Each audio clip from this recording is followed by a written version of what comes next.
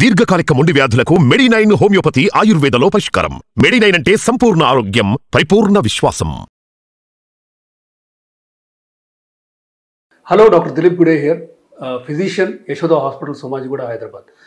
మనం కొలెస్ట్రాల్ గురించి రకరకాల అపోహలు చాలా మందిలో ఉన్నాయి. దీని గురించి మనం డిస్కస్ చేద్దాం. కొలెస్ట్రాల్లో మనకు తెలిసిందే కొన్ని బ్యాడ్ కొలెస్ట్రాల్స్ ఉన్నాయి, కొన్ని గుడ్ కొలెస్ట్రాల్స్ ఉన్నాయి. సో బ్యాడ్ మనకి తెలిసిందే LDL, total cholesterol, triglycerides, VLDL ఇవన్నీ తక్కువ ఉండాలి. హెచ్డిఎల్ ఎక్కువ ఉండాలి.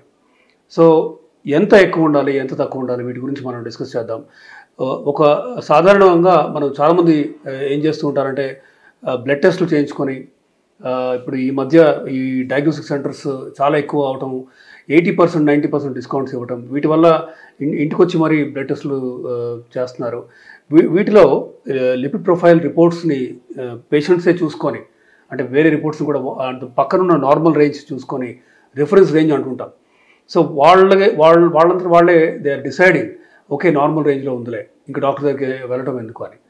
అండ్ అన్ఫార్చునేట్లీ సమ్ డాక్టర్స్ వాళ్ళ బిజీ ప్రాక్టీస్లో ఒకవేళ డాక్టర్ దగ్గరికి వెళ్ళినా కూడా బాగానే ఉంది అని ఫాస్ట్గా చూసి పంపించే ఒక రకమైన నిర్లిప్తత అనేది ఉంది.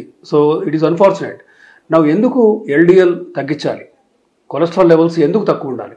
ఇన్ఫ్యాక్ట్ వాట్సాప్ ఫార్వర్డ్స్లో కూడా చాలామంది మనం గత 5-6 ఏళ్ళ నుంచి చూస్తున్నాం, ఏది ఈ కొలెస్ట్రాల్ తగ్గించేది అంత ఇంపార్టెంట్ కాదు అని, స్టాటిన్ వాడకం అంత నెససరీ కాదని, దానివల్ల బెనిఫిట్ లేదని, రకరకాల అంటే ఒక ఎవిడెన్స్ బేసిస్ అనేది లేని న్యూస్ అవి ఫార్వర్డ్స్ జరుగుతూ ఉన్నాయి.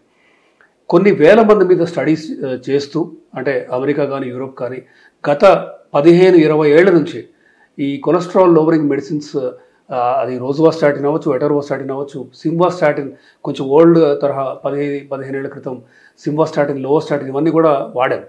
సో ఇవి అన్నీ వాడిన తర్వాత అంటే ఇప్పుడు గత 2-3 ఏళ్ళ నుంచి వచ్చిన గైడ్లైన్స్ ఏంటి? ఇండియాలో కూడా లిపిడ్ అసోసియేషన్ ఆఫ్ ఇండియా అని ఒక ఇంపార్టెంట్ బాడీ ఉంది. వీళ్ళందరూ ఏం చెప్తున్నారు? అమెరికన్ హార్ట్ అసోసియేషన్ కానీ, అమెరికన్ కాలేజ్ ఆఫ్ కార్డియాలజీ అవ్వచ్చు, యూరోపియన్ సొసైటీ ఆఫ్ కార్డియాలజీ అవ్వచ్చు, వీళ్ళందరూ ఏం చెప్తున్నారంటే ఎల్డిఎల్ గోల్ అనేది ఒక్కొక్క పేషెంట్కి డిఫరెంట్గా ఉంటుంది.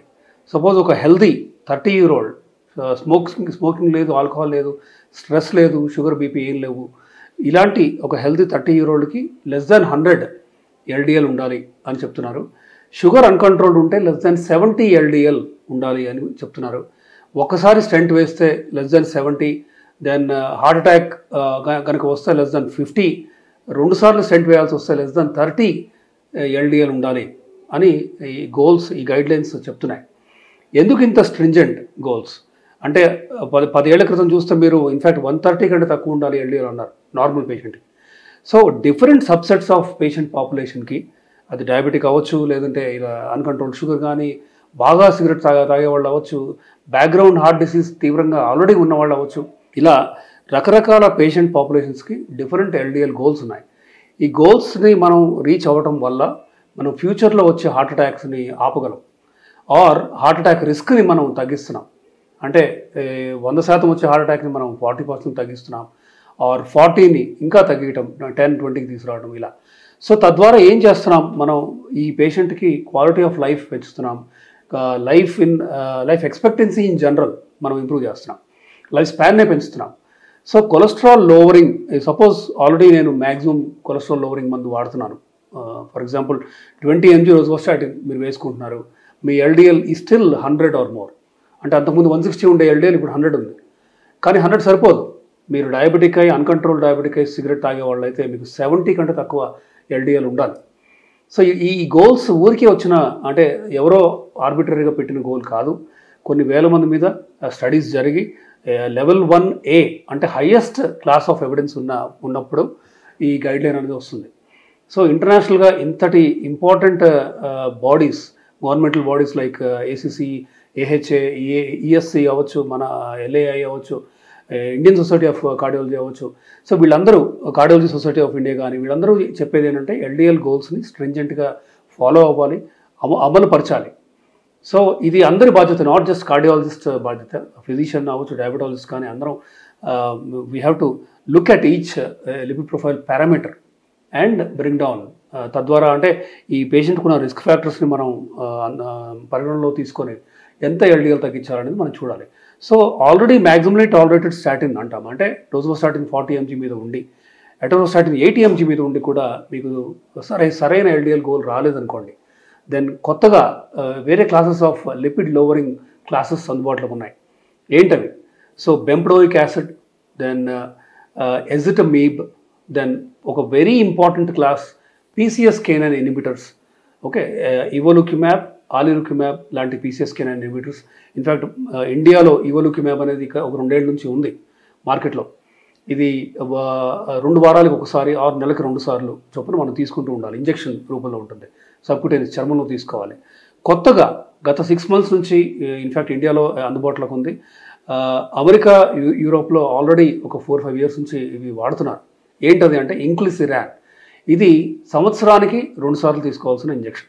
సో ఈ PCSK9 ఇన్హిబిటర్స్ లైక్ ఇవోలుకిమాబ్ కావచ్చు, ఇంక్లిసిరాన్ అవ్వచ్చు, వీటి వాడకంతో మనం హైయెస్ట్ డోస్ ఆఫ్ స్టాటిన్ వాడిన తర్వాత కూడా ఎల్డిఎల్ తగ్గకపోతే, గోల్ రీచ్ అవ్వకపోతే, మనం ఎజిటమీబ్ కానీ బెంప్డోయిక్ యాసిడ్ కానీ యాడ్ చేసిన తర్వాత కూడా తగ్గకపోతే, ఇవి ఈ 2 క్లాసులు ఇంక్లిసిరాన్ అవ్వచ్చు, దెన్ ఇవోలుకిమాబ్ అవ్వచ్చు, ఈ మందులు వాడితే ఖచ్చితంగా మనం 30 or less ఎల్డిఎల్కి తీసుకురావచ్చు, ఆర్ మీ నిర్దిష్టమైన ఎల్డిఎల్ గోల్ని మీరు చేరుకోవచ్చు. సో ఇంత ఇంపార్టెంట్ ఎల్డిఎల్ గోల్ని మీరు కనుక మీరు రీచ్ అవ్వగలిగితే ఫ్యూచర్లో హార్ట్ అటాక్ రిస్క్ మీరు చాలా వరకు 50% ఆర్ మోర్. ఇన్ఫ్యాక్ట్ ఒక స్టడీ ఏం చెప్తుందంటే, ఒకసారి స్టెంట్ వేస్తే రెండో స్టెంట్ వేసే అవసరం 70 to 75% మీరు తగ్గించుకోవచ్చు ఈ కొత్త PCSK9 ఇన్హిబిటర్ ఆర్ ఇంక్లిసిరాన్ అనే మందు వాడితే. సో మీరు 75% మళ్ళీ హార్ట్ అటాక్ ఆర్ ఇంకొక స్టెంట్ వాడాల్సిన అవసరం రాకపోతే, యూ కెన్ ఇమాజిన్ మీరు మీ క్వాలిటీ ఆఫ్ లైఫ్ పెరగటమే కాకుండా హార్ట్ని రక్షించుకుంటున్నారు, మీ లైఫ్ స్పాన్ కూడా మీరు ఇంక్రీజ్ చేసుకుంటున్నారు. సో వీటి గురించి లిపిడ్ ప్రొఫైల్ పారామీటర్స్ గురించి మీరు అశ్రద్ధ చేయొద్దు. కార్డియాలజిస్ట్ కానీ ఒక క్వాలిఫైడ్ ఫిజిషియన్తో మీరు డిస్కస్ చేయండి. అదే ఈ ఎల్డిఎల్ మీకున్న రిస్క్ ఫ్యాక్టర్స్తో మీ ఎల్డిఎల్ కంట్రోల్లో ఉందా, మీ గోల్ని మీరు రీచ్ అవుతున్నారా. అఫ్కోర్స్ హార్ట్ డిసీజ్ని ప్రివెంట్ చేయడంలో కొలెస్ట్రాల్ లోవరింగ్ ఒకటే మార్గం కాదు, మిగతా అన్నీ కూడా మనం చూసుకోవాలి. అంటే బీపీ కంట్రోల్లో ఉండాలి, షుగర్ కంట్రోల్లో ఉండాలి, స్మోకింగ్ నికోటిన్ అనేది ఉండకూడదు, ఆల్కహాల్ మోడరేషన్లో ఉండాలి, ఫ్రూట్స్ అండ్ వెజిటబుల్స్ తీసుకుంటూ ఎక్సర్సైజ్ బాగా చేస్తూ ఇలా అంటే స్ట్రెస్ లేకుండా మంచి నిద్ర ఉండేలాగా చూసుకోవాలి. సో ఇది ఒక మల్టీప్రాంగ్డ్ అప్రోచ్. కానీ ఒక ఇంపార్టెంట్ పిల్లర్ మాత్రం లిపిడ్ లోవరింగ్ థెరపీ, అంటే కొలెస్ట్రాల్ తగ్గించే మార్గం. అండ్ ఒకవేళ మీరు వాడే మందులు మీరు 10-20 mg నేను ఆల్రెడీ కొలెస్ట్రాల్ టాబ్లెట్ వేసుకుంటున్నాను పర్వాలేదులే అని మీరు దాన్ని అశ్రద్ధ చేయకండి. మీ గోల్ రీచ్ అయ్యే వరకు మీరు లిపిడ్ లోవరింగ్ థెరపీ వాడాలి. మీరు హైయెస్ట్ స్టాటిన్ వాడినా కూడా ఎల్డిఎల్ తగ్గకపోతే మీరు ఖచ్చితంగా you have to take help of other classes of medicines like ezetimibe, bempedoic acid or most importantly ఈ ఇంక్లిసిరాన్ ఆర్ రెపాతా ఆర్ ఎవోలుకిమాబ్. ఇంక్లిసిరాన్ అనేది సంవత్సరంలో 2 సార్లు తీసుకునే ఇంజెక్షన్, కాస్ట్లీయే, ₹1,00,000 వరకు ఉంటుంది ఒక ఇంజెక్షన్. కానీ ఇలా 2 lakhs per year చొప్పున మీరు కనుక తీసుకుంటే ఓవర్ అండ్ అబోవ్ స్టాటిన్, మీరు ఫ్యూచర్లో కనుక హాస్పిటలైజ్ అయ్యారనుకోండి, హార్ట్ అటాక్ వచ్చి, మీరు ఖచ్చితంగా ఆ హాస్పిటలైజేషన్కి ఒక 5-6 లక్షలు అవుతుంది. దెన్ మీరు మీ వర్క్కి వెళ్ళలేరు, మీ క్వాలిటీ ఆఫ్ లైఫ్ తగ్గిపోతుంది, మీ లైఫ్ స్పాన్ కూడా తగ్గుతుంది. సో అవన్నీ కనుక మీరు పోలిస్తే ఈ 2 lakhs per year పెద్ద కాస్ట్ కాదనేది మా అందరి ఉద్దేశం. సో దీని గురించి మీరు డిస్కస్ చేయండి. You are welcome to discuss with me as well. I'm doctor Dilip Gude, working at Yashoda Somajiguda. Thank you.